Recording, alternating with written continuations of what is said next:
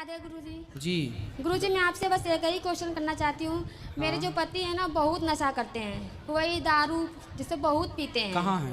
यही पास में है। बात कराओ। दारू पीकर बात बात पर झगड़ा करना, घर में कलश करना, यही सब ज्यादा करते हैं। बुलाओ। गुस्सा उनको काफी आता है। राधे राधे गुरु जी। क्या नाम है आपका? राधे राधे। संतोष विश्वकर्मा वाराणसी से। तो संतोष जी काहे शराब पीते हो? छोटी छोटी बातों पे झगड़ा करना चालू कर देंगे, आदमी क्या करेगा बताइएगा। तो आप शराब पी के आओगे तो पत्नी झगड़ा नहीं करेगी? वो पत्नी यही तो बोलती होगी शराब पी के क्यों आए हो।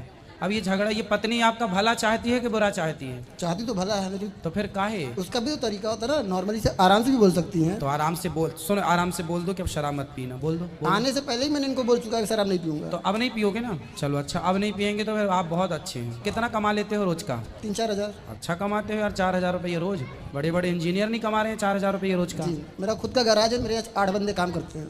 फिर भैया इतने संपन्न हो, इतने बढ़िया हो, तो जो पैसा शराब में खर्च करते हो वो गौरी गोपाल आश्रम में वृद्ध माओं को दे दिया करो, हमारी माताओं का भला होगा। पिछले 1 सालों से मायके में जब भी इनको फोन चलो बात करो, 1 साल से मायके में क्यों हो? शराब पी लेंगे तो इनका गुस्सा कहीं निकलता नहीं है। हमको मारेंगे पीटेंगे, इसीलिए मेरे घर वाले ना बुला लेते हैं। यहाँ पर आग पे मार दिए थे, यहाँ हाथ पे। बात कराओ अब। गुरुजी मैं हर उस लड़की को मारने के लिए तैयार हूँ जो मेरे सामने मेरी माँ को गाली देगी। मैं मात्र 15 दिन का था जब मेरे पिताजी एक्सपायर किए थे। हाँ। मेरी माँ और भाई पाल पोस के बड़ा किए हैं। नहीं तो आप तो ये गलत, आपने पति की माँ को गाली क्यों दोगी भाई? और मेरी भाभी तब आई पति लोग भी पत्नी की माँ को गाली देते हैं तो पत्नियों को तो चंडी चढ़ जाती है। तो फिर पति की माँ नहीं होती क्या? मेरी भाभी जब मैं 10 साल का था तो मेरी भाभी की शादी हुआ था भैया का, उनको बोलती तुम रखे हो उसको। ये तो गलत बात है बेटा, सास की सेवा करना था, अब तुम चली गई सास, पर ये गलत बात कराओ। बताइए गुरुजी, सब परिवार एक साइड रहेंगे और मैं अकेले रहूंगी। सब लोग मुझे मिलकर जब कुछ ना कुछ बोलेंगे तो थोड़ा सा मैं बात कर देती तो ज्यादा हो जाता है। नहीं तो गाली दोगी सास को? नहीं गाली नहीं दिए थे, बस ये कह रहे ना गाली क्यों दें। जैसे मेरी माँ है वैसे वो भी तो हमारी माँ है। एक माँ छोड़ते तो एक माँ पाते तो भी तो है हम लोग। तो माँ को गाली तो आपने अभी मायके में थी 1 साल, तो 1 साल में अपनी माँ को तो गाली आपने दिया नहीं होगा? नहीं तो गुरुजी, सास को काहे गाली देके नहीं दिए मार हैं, डाली? नहीं दिए। हम वृद्धा आश्रम यहाँ पर हम नहीं दिए हैं। अब नहीं देना। 7 साल हो गई शादी को।